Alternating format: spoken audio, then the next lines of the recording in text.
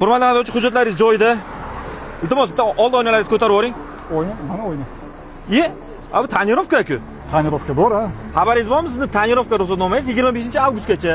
Yo'q, kuzovda qilgandim, Muddat o'tib ketdi, salkam 1 oy o'tib ketdi. Muddati bor, hozir ko'ramiz buni. Yo'q, iltimos hurmatli haydovchi, avtomobilni tushib oling. Bo'ldi, men ko'raman. Mashinani vaqtinchalik jarima maydoniga joylashtiramiz.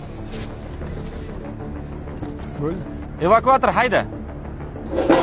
Bo'ldi, to'xta. Sen hujjating bormi o'zi? Bor hujjatim. Qani hujjating? Guvohnomang bormi? Bor hujjatim. Ishonchnomang bor? Qani ko'rsat. Bor gaydan so'rang. Qani ko'rsatmang. Gaydan so'rang. Gay. Komandant otingiz nima edi? Inspektor Nurbek Nuriddinov. Nurbek aka, bu evakuatorchingizda hujjat yo'q. Qanday bunga chiqaramiz mashinaga? Evakuatorchida qanday hujjat bo'lishi kerak? Guvohnoma bo'lishi kerak, ishonchnoma bo'lishi kerak. Yo'q-ku, men hozir chiqarmayman. Qana hujjat? Evakuatorchiga qana hujjat talab etiladi?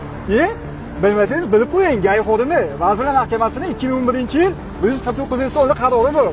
Evakuatorchilar birinchidan ishonchnoma bo'lishi kerak, avtomobil boshqarish uchun. Avtomobil ortish uchun guvohnomasi bo'lishi kerak, qonunda belgilab qo'yilgan. Yo'q bo'lsa men chiqarmayman bunga. Uka bormi? Hujjating. Yo'q bunda. Yo'q, bo'ldi chiqarmayman. Bo'ldi. Ana o'qimang. Janjal qilmang aka, hozir sizga hujjati boridan topib olib keltiramiz yerga. Hozir chaqiramiz. Nurbek aka, pabratskiy gapda, iltimos. Nima? Boshqasiga hozir olib kelsangiz ham chiqaradi shuni. Sizdan bitta iltimos. Hozir men shunga 400 ming so'm, 500 ming so'm to'layman-da.